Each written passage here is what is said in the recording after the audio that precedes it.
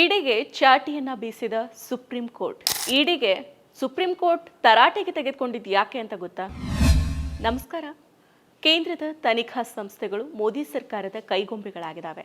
ED, CBI, IT ಈ ಥರ ತನಿಖಾ ಸಂಸ್ಥೆಗಳು ಮೋದಿ, ಅಮಿತ್ ಶಾ ಅನತಿಯಲ್ಲಿ ಕೆಲಸವನ್ನ ಮಾಡ್ತಾ ಇವೆ ಅನ್ನೋ ಆರೋಪ ಇವತ್ತು ಅಥವಾ ನಿನ್ನೆದಲ್ಲ. ಇತ್ತೀಚೆಗೆ ಸ್ವತಃ ಸುಪ್ರೀಂ ಕೋರ್ಟ್ ಸಿಬಿಐಯನ್ನ ಪಂಜರದ ಗಿಳಿ ಅಂತ ಅಸಮಾಧಾನವನ್ನ ವ್ಯಕ್ತಪಡಿಸಿತ್ತು.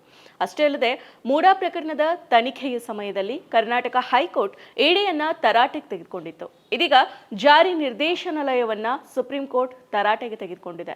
ಇಡಿ ತನ್ನ ಕಾನೂನಿನ ಮಿತಿಯೊಳಗೆ ಕಟ್ಟುನಿಟ್ಟಾಗಿ ಕಾರ್ಯನಿರ್ವಹಿಸಬೇಕು. ತನಿಖಾ ಸಂಸ್ಥೆ ವಂಚಕನಂತೆ ವರ್ತಿಸೋದಕ್ಕೆ ಸಾಧ್ಯ ಇಲ್ಲ ಅಂತ ಸುಪ್ರೀಂ ಕೋರ್ಟ್ ಹೇಳಿದೆ.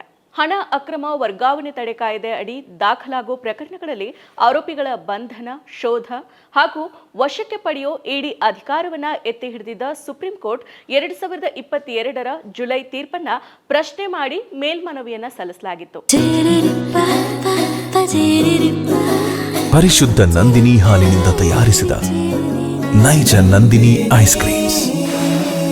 ಅರ್ಜಿಯನ್ನ ಸುಪ್ರೀಂ ಕೋರ್ಟ್ ನ್ಯಾಯಮೂರ್ತಿಗಳಾದ ಸೂರ್ಯಕಾಂತ್, ಉಜ್ವಲ್ ಭುಯಾನ್ ಹಾಗೂ ಎನ್ ಕೋಟೇಶ್ವರ್ ಸಿಂಗ್ ಅವರಿದ್ದ ಪೀಠ ವಿಚಾರಣೆಯನ್ನ ನಡೆಸಿದೆ.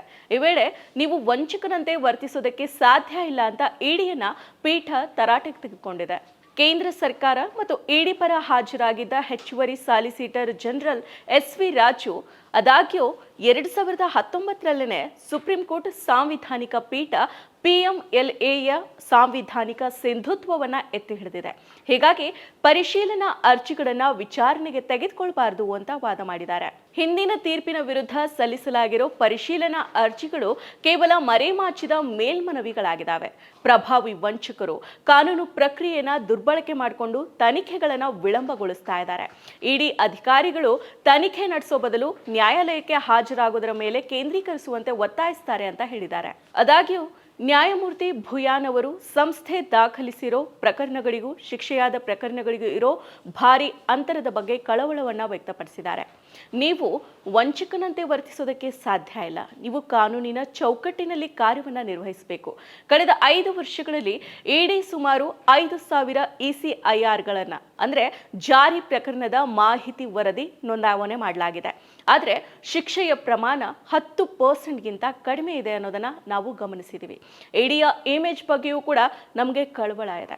5 ರಿಂದ 6 ವರ್ಷಗಳ ಕಸ್ಟಡಿಯ ನಂತರ ಜನರನ್ನ ಖುಲಾಸೆಗೊಳಿಸಿದ್ರೆ ಖುಲಾಸೆಗೊಂಡವರ ಸಮಯ ನಷ್ಟಕ್ಕೆ ಯಾರು ಜವಾಬ್ದಾರರು ಅಂತ ನ್ಯಾಯಮೂರ್ತಿ ಭುಯಾನ್ ಅವರು ಪ್ರಶ್ನೆ ಮಾಡಿದ್ದಾರೆ. ಅಲ್ಲದೆ ಇದೇ ವರ್ಷದ ಮೇ ತಿಂಗಳಿನಲ್ಲಿ ಮುಖ್ಯ ನ್ಯಾಯಮೂರ್ತಿ BR ಗವಾಯಿ ನೇತೃತ್ವದ ಸುಪ್ರೀಂ ಕೋರ್ಟ್ ಪೀಠ ತಮಿಳುನಾಡು ರಾಜ್ಯ ಮಾರ್ಕೆಟಿಂಗ್ ಕಾರ್ಪೊರೇಷನ್ನ ತರಾಟೆಗೆ ತೆಗೆದುಕೊಂಡಿತ್ತು.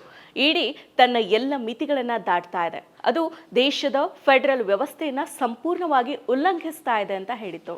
ಇಡಿಯನ್ನಷ್ಟೇ ಅಲ್ಲ, ಕಳೆದ 10 ವರ್ಷಗಳಲ್ಲಿ 2ನೇ ಬಾರಿಗೆ ಭಾರತದ ಪ್ರಧಾನ ಅಪರಾಧ ತನಿಖಾ ಸಂಸ್ಥೆ ಸಿಬಿಐಯನ್ನ ಪಂಜರದ ಗಿಳಿ ಅಂತ ಸುಪ್ರೀಂ ಕೋರ್ಟ್ ಕರೆದಿದೆ. ಕಳೆದ 10 ರಿಂದ 12 ವರ್ಷಗಳಿಂದಾನೇ ಸಿಬಿಐ ಕೇಂದ್ರ ಸರ್ಕಾರದ ಗೊಂಬೆಯಾಗಿ ಬಳಕೆ ಆಗ್ತಾ ಇದೆ. ಕೇಂದ್ರದಲ್ಲಿ ಅಧಿಕಾರದಲ್ಲಿದ್ದವರ ತಾಳಕ್ಕೆ ತಕ್ಕಂತೆ ಕುಣಿತಾ ಇದೆ ಅನ್ನೋ ಆರೋಪ ಕೂಡ ಇದೆ. ಕೇಂದ್ರದಲ್ಲಿ ಮೋದಿ ನೇತೃತ್ವದಲ್ಲಿ ಬಿಜೆಪಿ ಅಧಿಕಾರಕ್ಕೆ ಬಂದ ಬಳಿಕ ಸಿಬಿಐ ತನ್ನ ಕಾರ್ಯನಿರ್ವಹಣೆಯನ್ನ ಮತ್ತಷ್ಟು ಬದಲಿಸಿಕೊಂಡಿದೆ.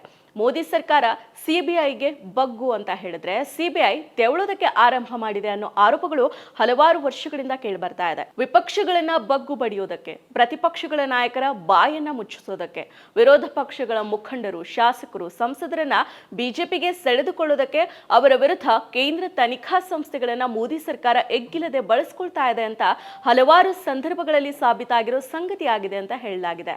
ಈ ಹಿಂದೆ ಸಿಬಿಐ ಮಾತ್ರನೇ ಕೇಂದ್ರ ಸರ್ಕಾರದ ಅನತಿಯಂತೆ ಕೆಲಸವನ್ನ ಮಾಡ್ತಾ ಇದೆ ಅನ್ನೋ ಆರೋಪಗಳಿದ್ವು.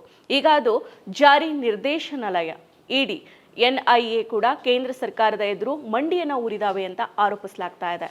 ಏನೇ ಇರಲಿ, ತನಿಖಾ ಸಂಸ್ಥೆಗಳು ಯಾವುದೇ ಹಗರಣ ಪ್ರಕರಣಗಳನ್ನ ನಿಷ್ಪಕ್ಷಪಾತವಾಗಿ ತನಿಖೆಯನ್ನ ನಡೆಸಬೇಕು.